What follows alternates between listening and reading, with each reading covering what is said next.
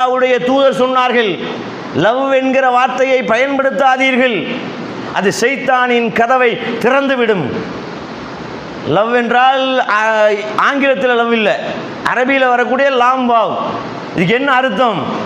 ஆள் என்கிற அர்த்தம். பை, இதனால், அதனால், அவரால், இவரால், இந்த பொருளால்,